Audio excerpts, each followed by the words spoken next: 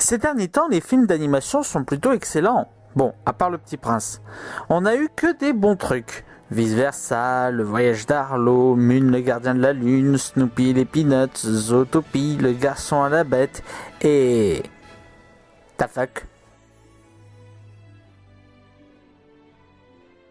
Ratchet et Clank, film de Kevin Munro et de Jerrica Cleland, adapté de la saga de jeux vidéo du même nom.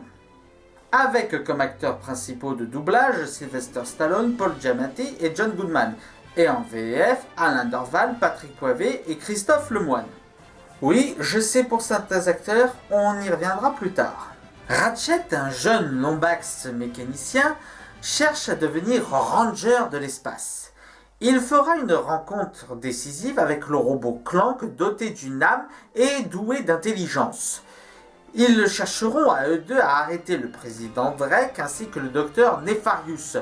Ils pourront compter sur l'aide des Rangers de l'espace avec l'incompétent capitaine Quark, qui est pourtant adoré de la galaxie tout entière. Ce film...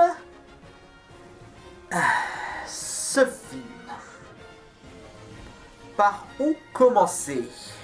Vous savez, dans mon intro, je vous ai parlé de films d'animation que j'adore et que j'ai vus récemment, parce que ça prouve qu'un film d'animation peut rester très divertissant et très regardable pour les enfants, sans les prendre pour des cons et en installant un sous-message qui peut parler aux adultes. Eh ben... à aucun moment ce film ne fait un effort. Le scénario s'enchaîne beaucoup trop vite et est entaché d'incohérences. Des incohérences qu'on laisse là parce que LOL, c'est un film pour enfants. Quel genre d'incohérence ? Oh, je ne sais pas. Peut-être l'incohérence du fait qu'on passe de Ratchet à lâcher dans l'espace à Ratchet qui est chez lui sans aucune explication ? Ou le fait qu'une invasion est en fait une petite attaque sur une ville. Les personnages ne sont pas développés. On lâche le cliché d'une Lombax abandonnée par ses parents qui ne les connaît pas, mais on ne l'exploite jamais. Et le méchant, il est méchant parce que il a été embêté par les Rangers. Le film ne cherche jamais à s'élever au-dessus de ça. Même quand il y a des moments où il est censé y avoir de la tension, il ne peut pas s'empêcher de nous lâcher un gag débile. Ah bah tiens, parlons-en des gags. Quand ce ne sont pas des gags foireux ou basiques au possible, ce sont des références. Vous savez, j'aime énormément les références. J'adore quand je vois des références cinématographiques dans Deadpool et les références dans Jurassic World, je les ai tout simplement adorées. Seulement quand tu veux faire une référence, il y a 2 règles d'or à suivre. 1. Pas trop de références. 2. Référence ne signifie pas voler une blague. Parce qu'en plus de faire tellement de références à Star Wars qu'à ce prix-là, j'aurais préféré aller voir Star Wars directement, le film n'arrête pas de voler des blagues. Et des blagues qui ne concernent même pas le public visé. Bon, ok, admettons, vous ciblez un public très jeune. Je veux bien comprendre. Mais pourquoi faire des références à la série Batman du dessin animé ou même des références à South Park ? Je veux pas casser votre délire, les mecs, mais il me semble pas que le public très jeune connaisse South Park. Quand c'est pas des blagues, hein, tu veux la voir ta putain de guerre, ou des références aux frères Bogdanov et... Oui, là vous devriez tiquer, là. Parce que film américain avec des blagues typiquement françaises, y a pas un truc qui coince, là ?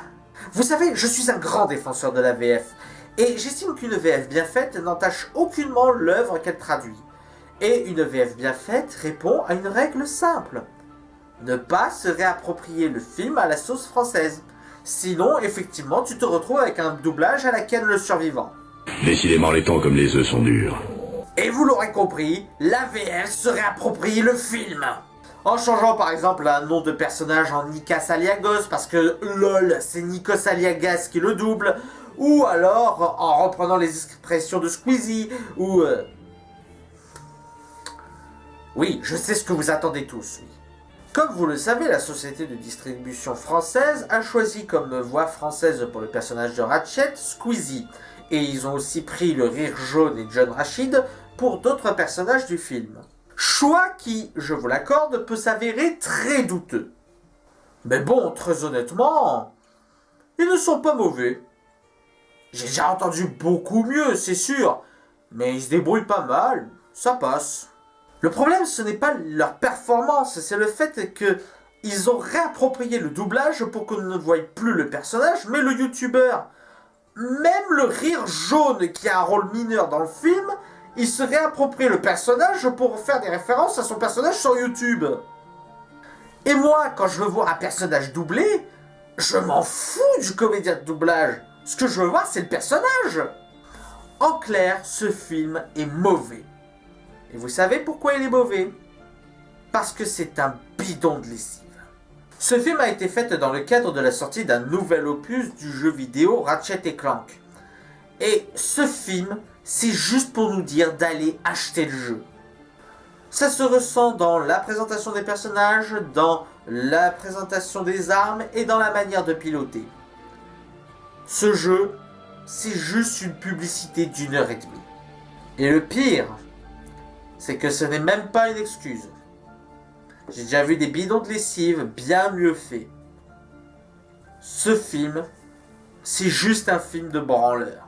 Voilà, c'était la critique de Ratchet & Clank, j'espère qu'elle vous aura plu. N'hésitez pas à mettre un pouce vert si c'est le cas et à partager sur les réseaux sociaux. D'ici là, allez au cinéma, ciao!